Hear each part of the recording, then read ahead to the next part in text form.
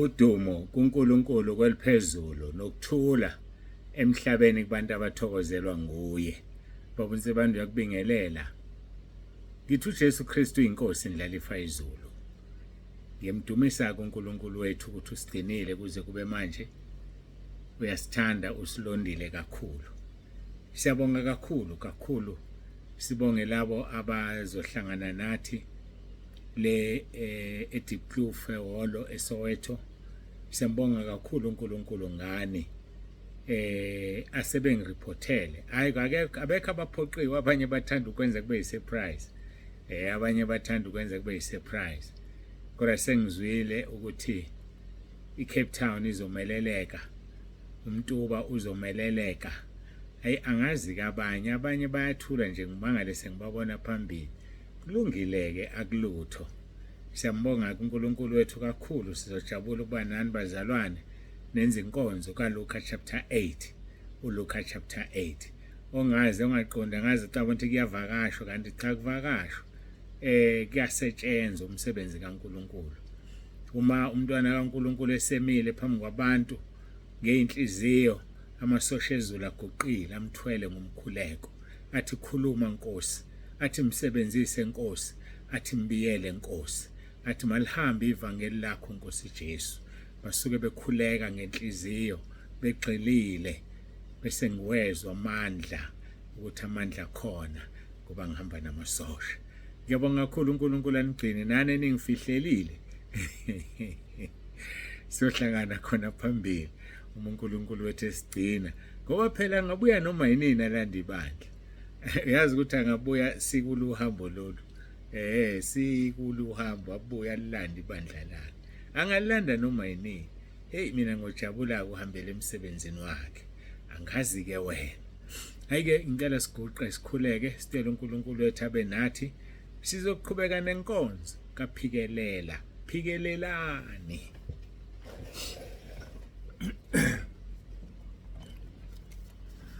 Babegameni lomfelo wethu uJesu ophilayo, uNkulunkulu wethu nomusa, siyabonga uthando olungako sithanda ngalo. Siyabonga ukuhlanganyela, siyabonga kuba ndawonye. Siyacela ke Nkosi ube nathi kule nkonzo, usigcine usilondoloze. Nokuthi sisekulo lolu hambo siyacela Nkosi usibiyele usigcine. Babiyele nabo bonke abahambayo, abanye basuka izolo ngebhasi bale Cape Town, bagcine Nkosi ubalondoloze ube nabo. Ngegama leNkosi uJesu Kristu ophilayo, siyabonga Nkosi, siyabonga ngamasosha athanda ukuhamba, amasosha enza inkonzo kaLuka chapter 8.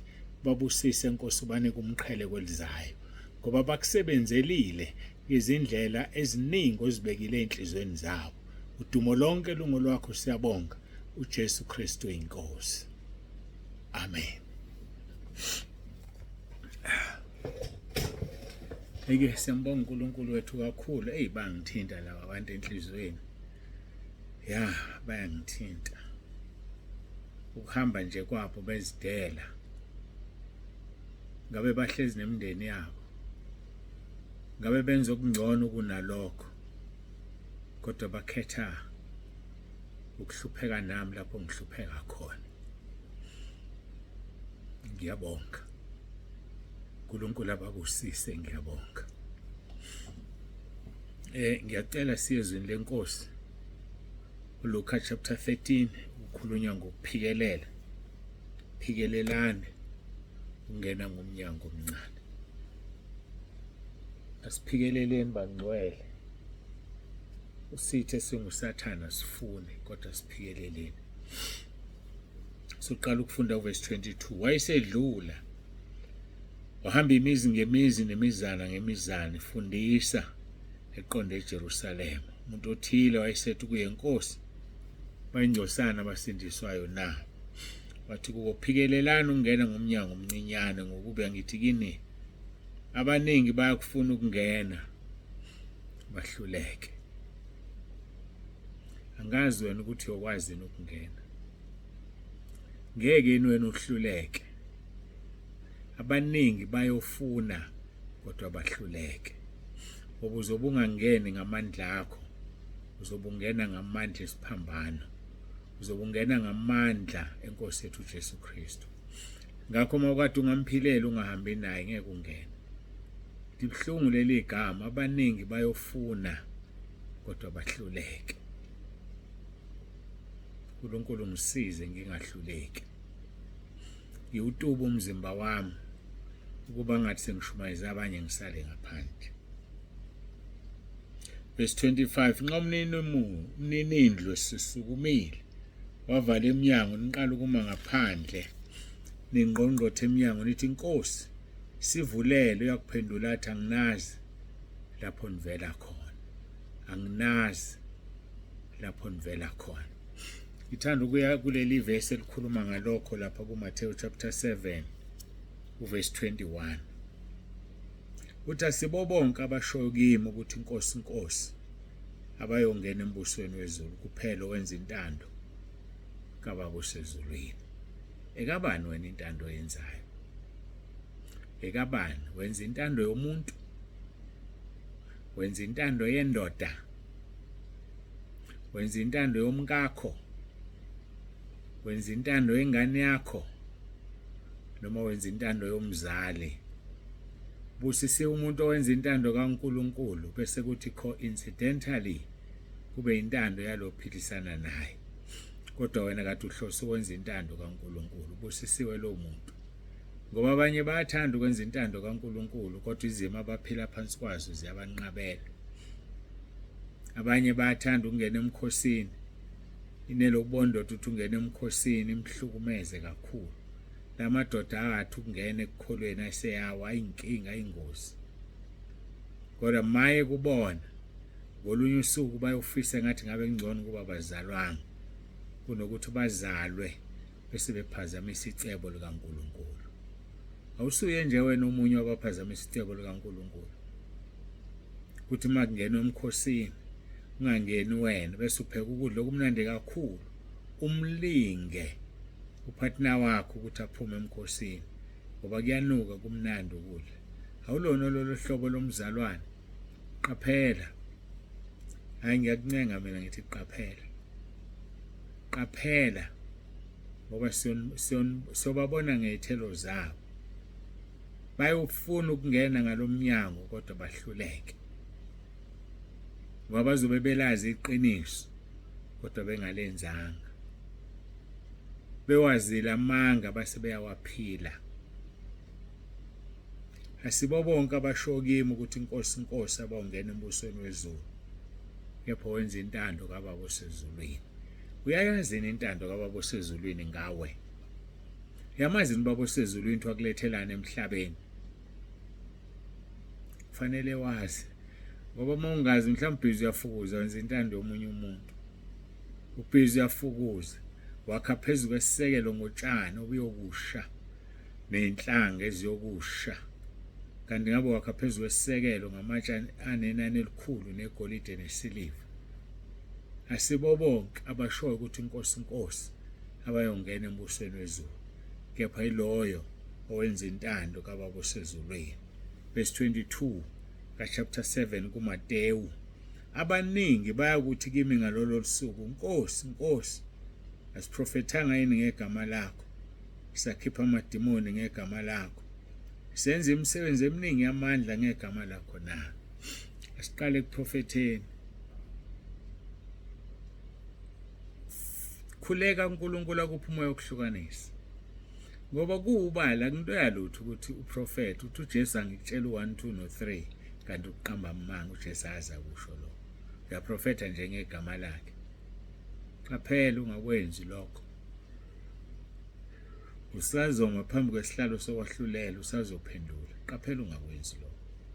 Profete ngegama lenkosi uJesu ulutha abantu abaphambi kwakho kanti akukhulumanga yona kuwe. Abaningi bayakuthi ngosuku Nkosi Nkosi asiprofethanga yini ngegama lakho?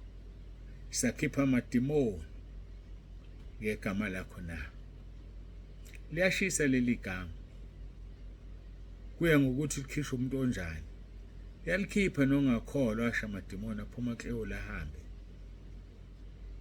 Ahambe impela futhi kanti athuthiswe umuntu onamadimoni naye ngokwakhe. Yikho badideka bathi uJesu ukhipha idimoni ngedimoni, wathi uJesu ngeke akwenze lokho yena. Bazalwane, qinani enkosini nasemandleni amakhulu. Izikhathi zimbi esiphila kuzona, zimbi kakhulu. Ngakho qina enkosini nasemandleni amakhulu, uwenze umsebenzi womvangeli, ngoba kusazofika isikhathi lapho beyozibuthela abefundisi njengokubatshwa kwendlebe zabo. Bangamfuni umfundisi okhuluma iqiniso njengoba bengangifuni nje. Hayi, kodwa siyeza isikhathi futhi sesifikile. Yakhumbula sikhuluma leyo isho uthi uJesu siyeza isikhathi futhi sesifikile. Angazi wena noma uyabona ukuthi sifikile. Masifikile pho uyiphila kanjani lempilo oyiphilayo?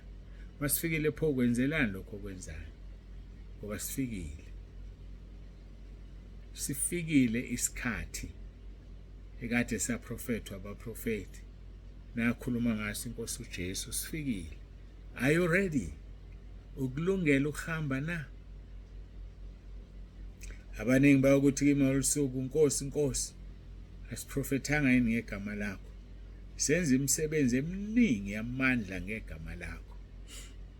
Ngiyambonga mina uNkulunkulu, yazi ukuthi ngiyambonga. Unginike ehlukile nje inkonzo of late, ihlukile. Yebo, ngiyabakhulekela abantu basinde, kodwa unginike inkonzo ehlukile la abantu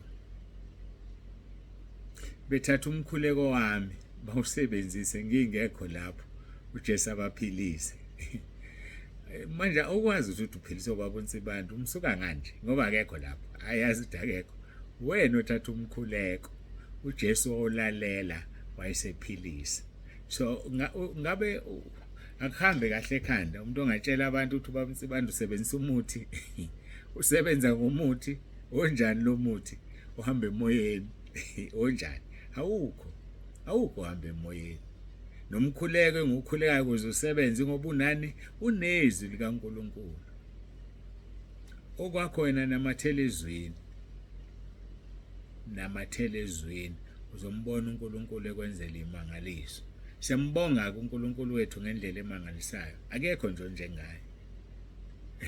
Ngisho bangamqambela uJesu bathi babeprofeta ngegama lakhe, uthi sukani kimi nabenzi bokubi, angizange nginazi. I've never known you. I have never known you. Abaningi bayokuthi kimi olusuku, Nkosi, Nkosi, asiprofethanga yini ngegama lakho? Sakhipha amadimoni ngegama lakho, senza imisebenzi eminingi yamandla ngegama lakho na? Verse 23, khona ngiyakufakaza kubo ukuthi angizange nginazi. Sukani kimi nina benzi bokubi. Angizange nginazi. Sukani kimi nina benzi bokubi.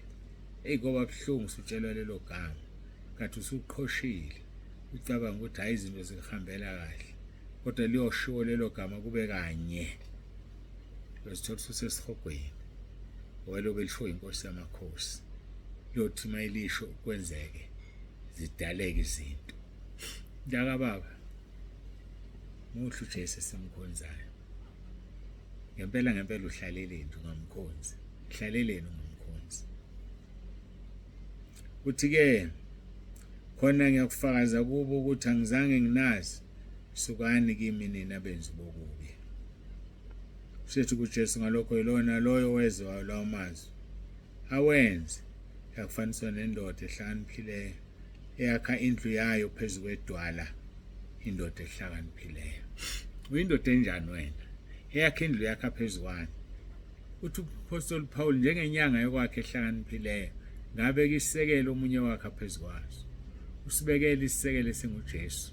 Ithini ufanele sibone ukuthi sakha kanjani, kodwa nje isisekelo sibekiwe. Ngakho-ke ngiyathandaza, ngiyacela ithi mina uNkulunkulu akasisize, uNkulunkulu akasibambe ngesandla sakhe sokunene sokulunga, nathi futhi bese siyavuma, ngoba akaqhwagi umuntu, akabambi umuntu ngenkani, kodwa ufuna sonke siphenduke sifinyelele kulazini iqiniso. Usuphendukile nje wena, wazishiya izono zakho? Hayi, ngiyabuza, usuphendukile yini? Usuzishiyile yini izono zakho? Ngoba ziyavunywa zishiyo. Ngalokho yilona loyo owezolamazi awenza, ufaniswa nendoda ehlakaniphileyo eyakha indlu yayo phezu kwedwala.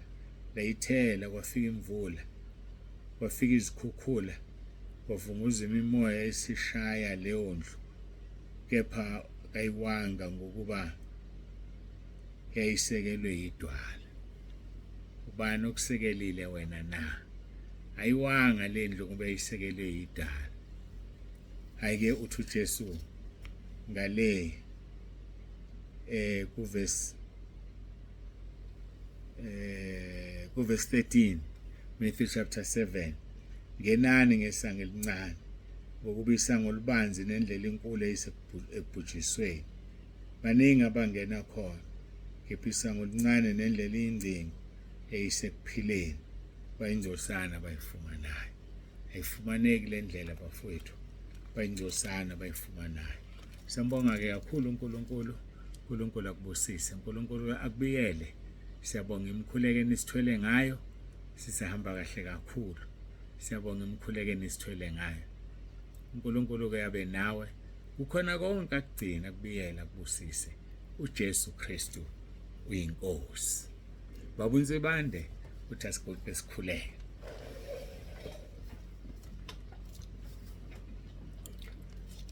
Baba olungileyo, Baba ongcwele, uNkulunkulu onomusa, siyabonga ngakho konke osenzele khona. Dumo lonke lungu lwakho lukufanele ikhathi zingakabikho namanje kuze phakade. Siyabonga Nkosi, ngiyacela ube nathi-ke manje, sidini usilondoloze endleleni yonke. Busisa abantwana bakho abasithwele ngomkhuleko. Siyacela Nkosi, siqalekise imoya amadimoni ukuba awanasabelo enkonzweni esiyakuyona. Ngifafaza igazi lakho phekwe holo nangaphakathi. Qalekisa amandla obumnyama, qalekisa amadevil woshiphazi, qalekisa ikhonzi zesithe singusathane. Nkosi, ngithumela umlilo wezulu, ngishisa konke ukuba sithi sifika kusasa mase sikhonze kuklini kungekho lutho. Siyakubonga-ke ngakho konke osenzele khona. uJesu Kristu uyinkosi. Amen. Ake siyambonga uNkulunkulu wethu kakhulu. uNkulunkulu abe nani. Nikhonze kahle emabhrentshini ngesonto. Nikhonze kahle emabandleni umoya ongcwelana bele wona ngokuhlukana kwawo. iNingizimu Afrika yonke nangaphandle nasemazweni angaphandle la kufika khona uYouTube. uNkulunkulu abe nani, nikhonze kahle Sunday. Inkosi inigcine. Abakhonza ngomgqibelo nikhonze kahle, nabakhonza namhlanje bakhonze kahle. uNkulunkulu abe nani. Baba uNsibande uyavalelisa, uyakuthanda kakhulu. uJesu Kristu uyinkosi.